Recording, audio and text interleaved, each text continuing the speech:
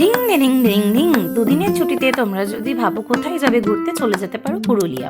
পুরুলিয়ার কোথায় থাকবে এটার অনেকের কনফিউশন। একদম বাঘমুন্ডিতে থাকবে না। বাঘমুন্ডি থেকে তোমরা সেরকম ভিউ, পাহাড়ের যদি পাহাড় প্রেমিক হও তাহলে পেতে গেলে তোমাদের যেতে হবে মাথা পাহাড়।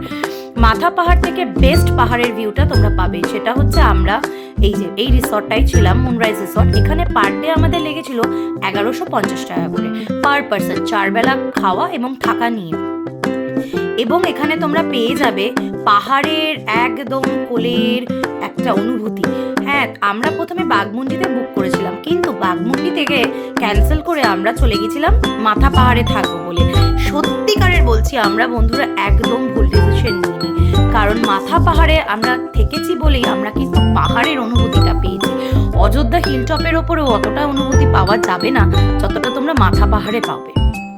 ওদের নিজস্ব রেস্টুরেন্ট ছিল এবং ওদের রুম সার্ভিস, খাবার দাবার রুমেও যদি বলা হয় ওরা পৌঁছে দেয়। ওদের সুব্যবস্থিত ছিল বনফায়ার, ওরা বনফায়ার সব ব্যবস্থা করে দেয় এবং মাত্র 1000 টাকা লেগেছিল কাঠ ফাট মুরগি, 1.5 কিলো মুরগি দিয়ে। প্রচন্ড রিজনেবল প্রাইস এবং রুমগুলো অসাধারণ, এক কথায় বলবো অসাধারণ। তোমরা নিজেরাই আমার ভিডিওতে দেখতে পাচ্ছ, ওদের রুমগুলো ভীষণ সুন্দর ছিল এবং সবকটাই কটেজ। এক একটা ফ্যামিলি এক একটা রুমে থাকবে। ওদের ছিল ট্রি হাউসও। জানো তো বন্ধুরা, ট্রি হাউস থেকে পাহাড়টা অপরূপ দৃশ্য লাগছিল, অপরূপ দৃশ্য।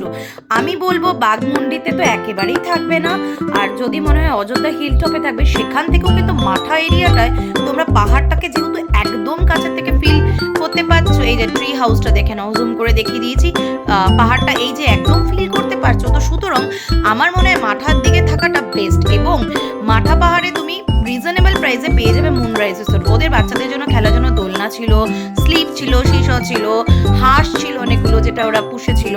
তো এর পুরো বিস্তারিত জানতে হলে আমাকে কমেন্ট করে জানাও। আর আমরা বরন্তিতে একদিন ছিলাম, বরন্তিতে কোথায় ছিলাম সেটাও আমি ভিডিওতে দিয়ে দেবো।